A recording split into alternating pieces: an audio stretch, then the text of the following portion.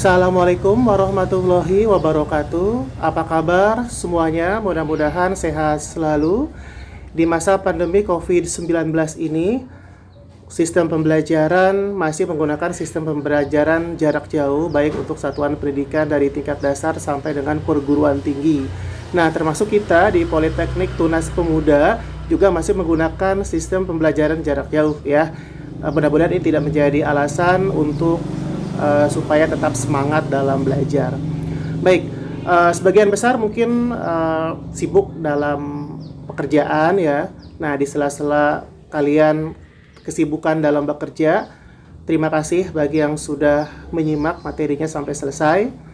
Dan untuk materi hari ini adalah lanjutan dari materi minggu lalu, yaitu mengenai penerapan fungsi linier ya. Untuk hari ini penerapan fungsi linier bagian yang kedua. Kalau yang bagian pertama kita sudah coba bahas kaitannya dengan bidang ekonomi, yaitu mengenai penawaran dan permintaan. Nah, untuk bagian yang kedua kaitannya dalam hal ekonomi mengenai apa saja? Baik, kalau begitu jangan lupa ditonton sampai selesai ya. Nah, penerapannya dalam bidang ekonomi untuk bagian yang kedua ini kita akan kaitkan dengan fungsi biaya, fungsi pendapatan, dan analisis impas atau BEP ya, break even point. Fungsi biaya, nah, kita akan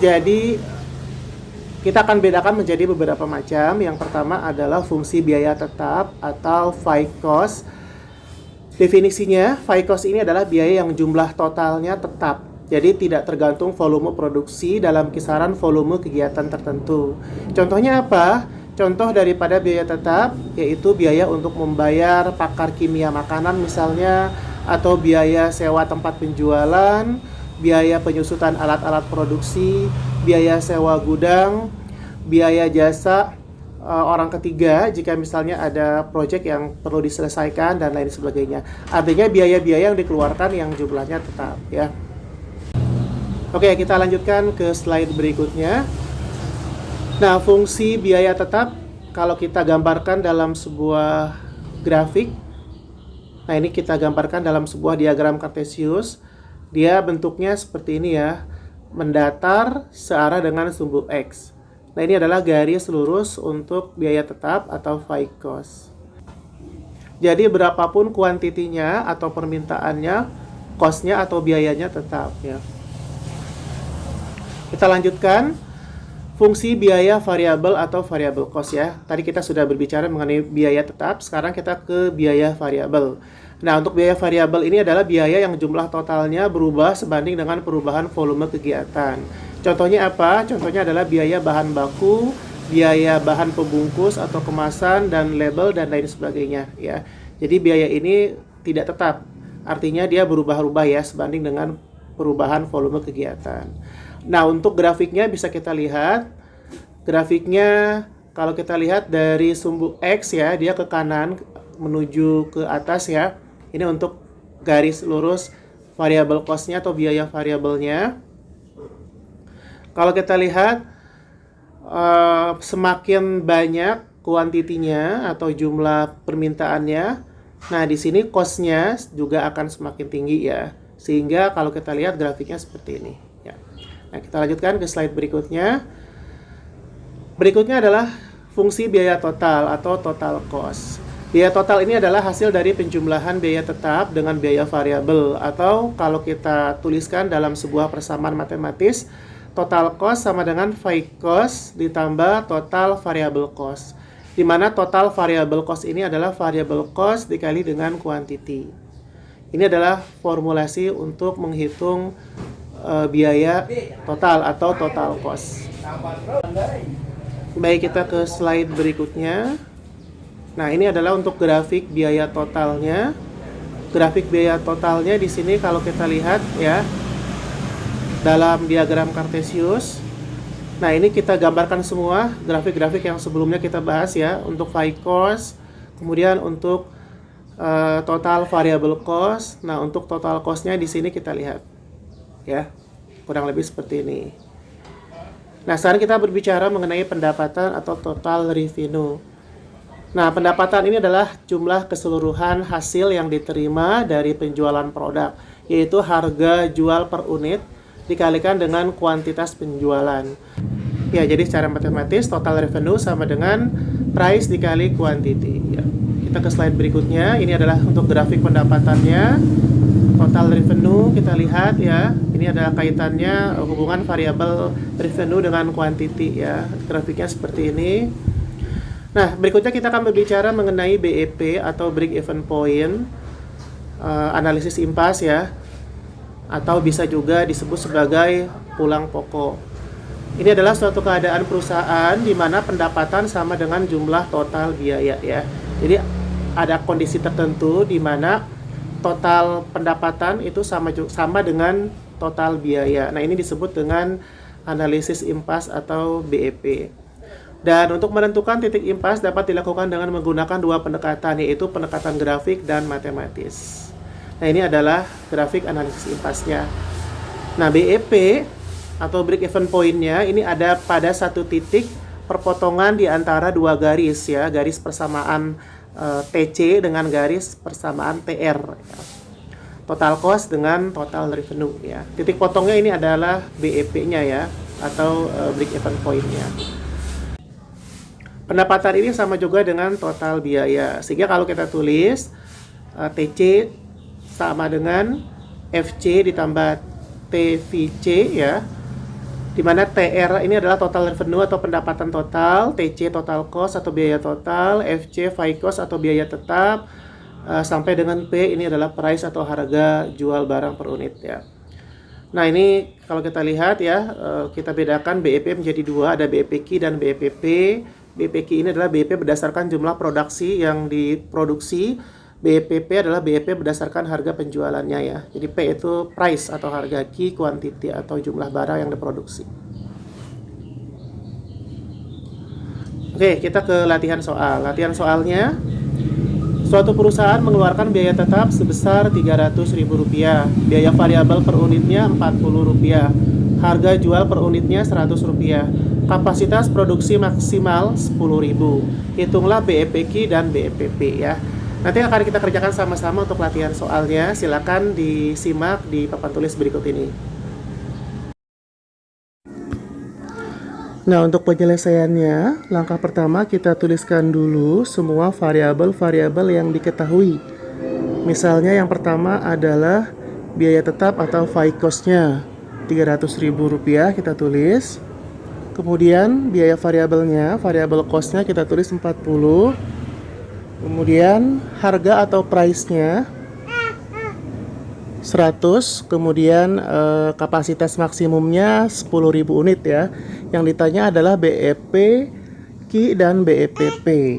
Kita akan selesaikan BEP, KI, dan BEPP sesuai dengan rumus atau formulasi yang sudah kita bahas barusan ya.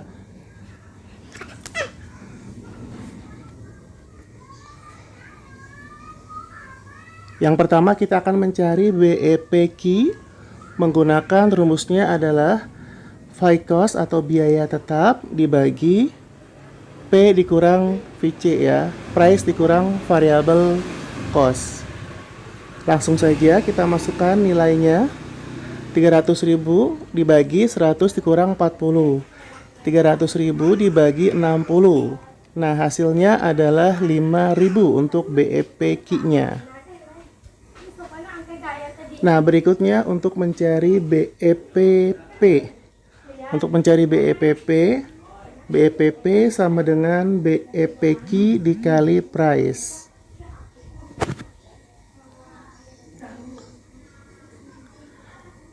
Kita akan masukkan nilainya. BEP-KI tadi barusan sudah kita cari, nilainya 5.000 dikali dengan price-nya 100. Hasilnya adalah 500.000 untuk BEPP-nya ya.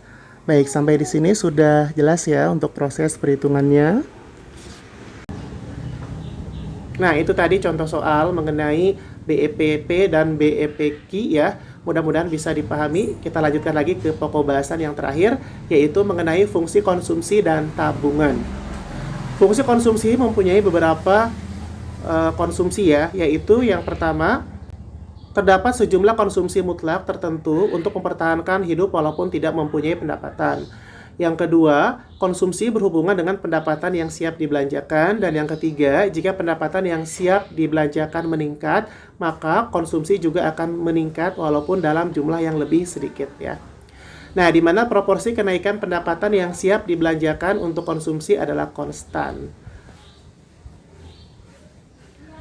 Nah, jadi secara matematis, fungsi konsumsi bisa kita tuliskan dengan C sama dengan A plus BY, di mana C-nya adalah konsumsi, kemudian Y-nya adalah pendapatan yang siap dibelanjakan, A-nya adalah konsumsi mutlak, dan B-nya adalah kecenderungan konsumsi marginal atau MPC. Nah, fungsi tabungan dapat diperoleh dengan mensubstitusikan persamaan di atas dalam persamaan pendapatan Y sama dengan C plus S, sehingga hasil akhirnya bisa kita peroleh persamaan S sama dengan min A plus 1 min BY, di mana S-nya adalah tabungan, min A adalah tabungan negatif bila pendapatan sama dengan 0. 1 min B adalah kecenderungan menabung marginal ya.